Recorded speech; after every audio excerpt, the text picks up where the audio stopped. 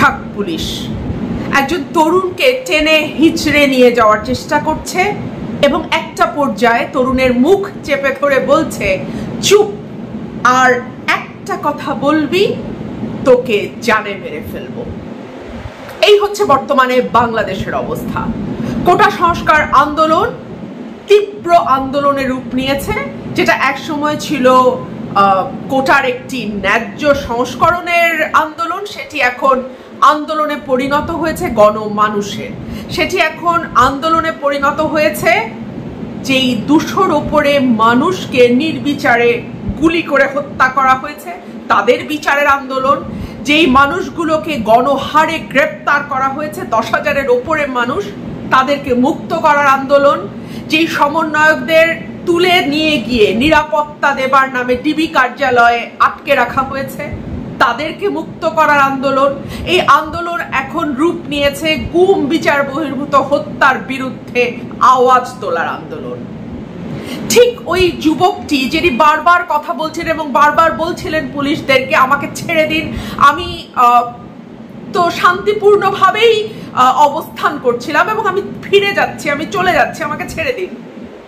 একটা পর্যায়ে খুব বল প্রয়োগের মাধ্যমে ছেলেটিকে টেনে হিচড়ে নেওয়া হচ্ছে এবং পুলিশ অফিসারটি বলছে, চুপ, আর একটা কথা বলবি তো জানে মেরে ফেলবো। এই আন্দোলনে এই ধরনের ভাষার প্রয়োগে অভ্যস্ত তো আমাদের আইন শৃঙ্খলা রক্ষাকারী বাহিনী, এইভাবেই দমন করতে অভ্যস্ত আইন শৃঙ্খলা রক্ষাকারী বাহিনী, এইভাবেই সাধারণ নাগরিকদের ওপরে বল প্রয়োগ করে তাদেরকে স্তব্ধ করে দিতে অভ্যস্ত আইন শৃঙ্খলা রক্ষাকারী বাহিনী। সুতরাং এই আন্দোলনে, শান্তিপূর্ণ আন্দোলনে যারা ছাত্ররা অংশ নিয়েছেন তাদের সাথে ভিন্ন কোনো রকম ব্যবহার করবে এটা তো আশা করারই কিছু নাই। কারণ আমাদের আইন শৃঙ্খলা রক্ষাকারী বাহিনীর মজ্জায় ঢুকে গেছে, তাদের মাথার মগজে ঢুকে গেছে যে কোনো ন্যায্য, যৌক্তিক, রিজনেবল আন্দোলন দমনের একটাই উপায় ভয় দেখানো এবং বল প্রয়োগ করা। আমি আরেকটি ঘটনা যেটি গতকালকেই ঘটেছে, একজন ছাত্রী, একজন বোন তার ভাইকে জাপটে ধরে রেখেছে, কিছুতেই ছাড়বে না। সে বলছে আমার ভাই কোনো অপরাধ করে নাই, তাকে আপনারা নিতে পারেন না। একটা পর্যায়ে ভাইটিকে টেনে হিচড়ে পুলিশের গাড়িতে তোলা হলো, প্রিজন ভ্যানে তোলা হলো। বোনটি সেখানেও দাঁড়িয়ে চিৎকার করছে, আমার ভাইকে ছেড়ে দিন, সে কিচ্ছু করে নাই। আচ্ছা, আপনারা কি 2 মাস 1 মাস আগে, মানে কোটা সংস্কার আন্দোলনটি এই গণজোয়ারে রূপ নেবার আগে আপনি, আমি, আমরা যারা বাংলাদেশে বাস করি, আমরা কি কেউ কখনো চিন্তা করেছিলাম যে কোনো হিংস্রতার বিরুদ্ধে রুখে দাঁড়িয়ে শক্তভাবে প্রতিবাদ করা যায়? আমরা ভাবিনি, কিন্তু এখন আমরা করছি, কারণ আমাদের সেই ভয়টি ভেঙে গেছে। দেয়ালের দিকে ঠেলতে যদি থাকেন আপনি কাউকে, একটা পর্যায়ে আপনি দেখবেন যখন তার দেয়ালে পিঠ ঠেকে যায় তখন কিন্তু সে ঘুরে দাঁড়ায়। বাংলাদেশ এখন ঘুরে দাঁড়িয়েছে। বাংলাদেশের কিছু শব্দের অর্থ বদলে গেছে। আপনারা কি লক্ষ্য করেছেন? একটা সময় কাউকে মেরে ফেলতে হবে, কাউকে নির্যাতন করতে হবে, কাউকে গুলি করতে হবে, সেটা আপনার বিশ্ববিদ্যালয়ের গণরুম হোক কিংবা পুলিশের হেফাজতে হোক, তাকে অবলীলায় জামাত শিবির বলা হতো। একটা সময় বাংলাদেশে আপনি ভোট চাইলে, ভোটের অধিকার চাইলে, ভোট দেওয়ার নাগরিক যে অধিকার, যে ন্যূনতম নাগরিক যে অধিকার, সেটা চাইলে আপনাকে বলা হতো আপনি জামাত শিবির করেন। আপনি যদি গুমের বিরুদ্ধে কথা বলতেন, আপনি যদি মানবাধিকার লঙ্ঘনের বিরুদ্ধে কথা বলতেন, আপনি যদি মানুষের বাক স্বাধীনতার পক্ষে কথা বলতেন, অবলীলায় আপনাকে বলা হতো আপনি রাজাকার, আপনি মুক্তিযুদ্ধের বিপক্ষের শক্তি। আপনি সরকারের যে কোনো ন্যায্য, রিজনেবল সমালোচনা করবেন, সঙ্গে সঙ্গে আপনাকে জামাত শিবির ট্যাগ দেয়া হবে। খেয়াল করেছেন এই কথাগুলো কিভাবে তার অর্থ পাল্টে ফেলেছে? এই শব্দগুলো কিভাবে এখন জনতার, স্রোতের, ছাত্রদের, আপামর জনসাধারণের মুখে মুখে ঘুরছে আমি কে তুমি কে, রাজাকার রাজাকার।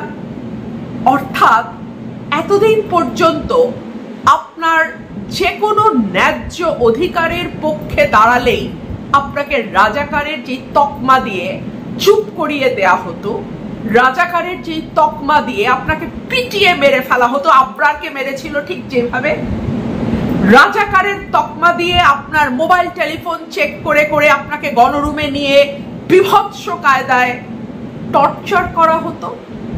সেই রাজাকার শব্দটা তার অর্থ পাল্টে ফেলেছে আওয়ামী লীগের এই দুঃশাসনের কবলে পড়ে। এবং মজাটা এটাই যে এই পরিবর্তনটি ঘটেছে আওয়ামী লীগের শাসন আমলে।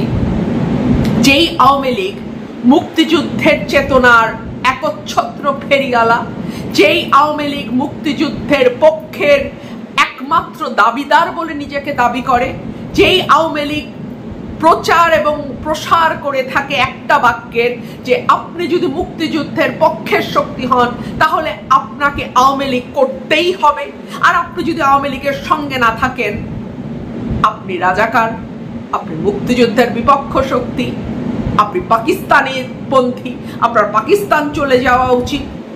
এই কথাগুলো বলে বলে বলে বলে 17 বছর এই দেশের মানুষকে চুপ করিয়ে রাখা হয়েছে। 17 বছর এই দেশের মানুষের মুখ আটকে ফেলা হয়েছে, ঠিক যেভাবে ওই পুলিশ অফিসারটা ছাত্রটির মুখ চেপে ধরে বলেছিল, আর একটা কথা বলবি তো জানে মেরে ফেলবো।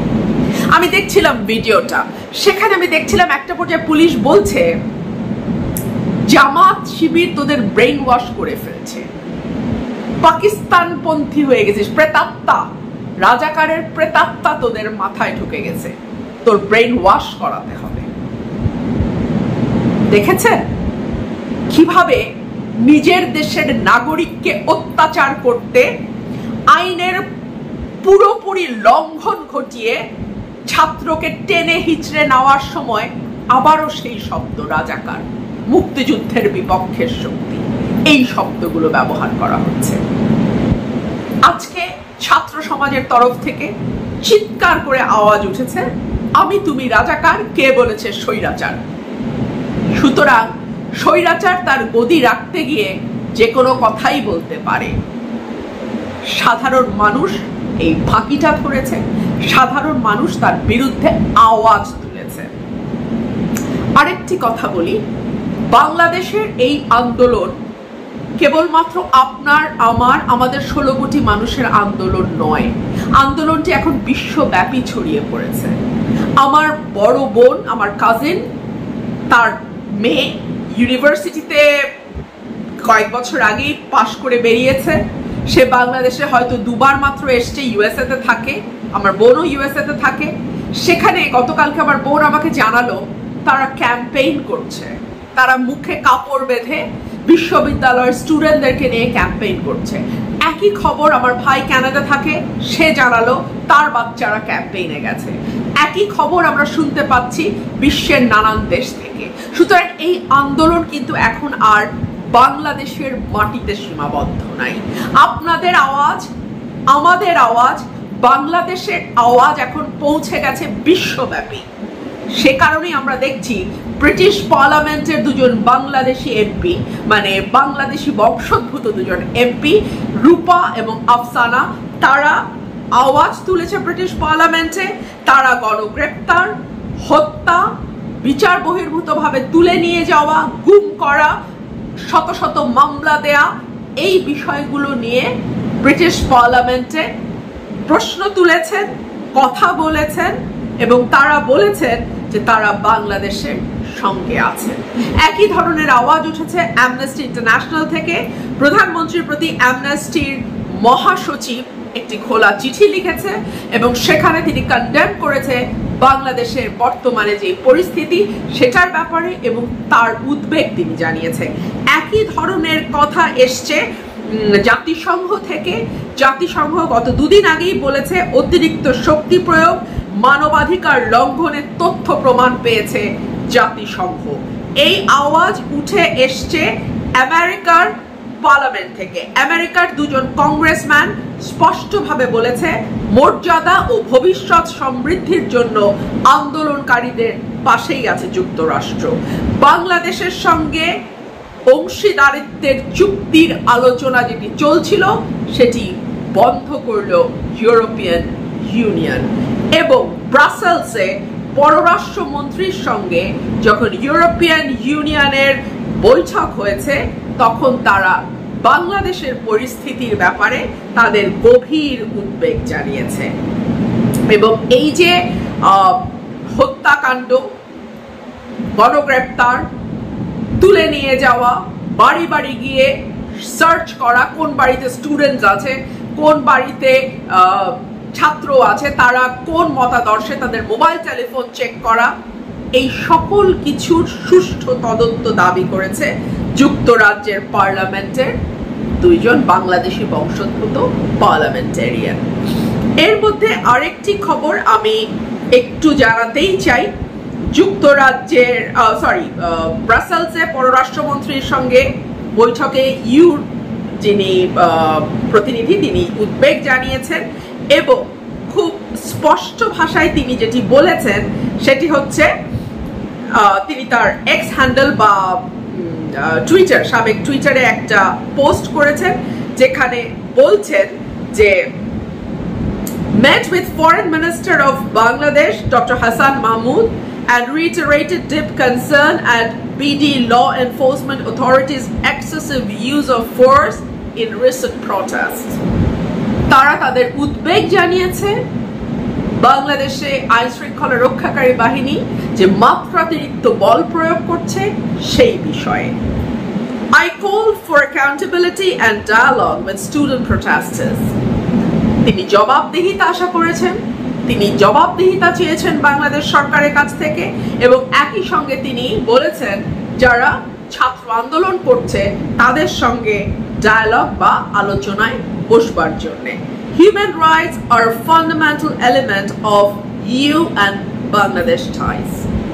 মানবাধিকার ইউ এবং বাংলাদেশের সম্পর্কের মূল ভিত্তি। সুতরাং আপনি, আমি, আমরা যারা লড়াই করছি, আমরা যারা রাজপথে আছি, আমরা যারা বয়ান তৈরি করছি, আমরা যারা কাজ করছি যার যার জায়গা থেকে যার যার মতন করে, আমরা কেউই একা নই।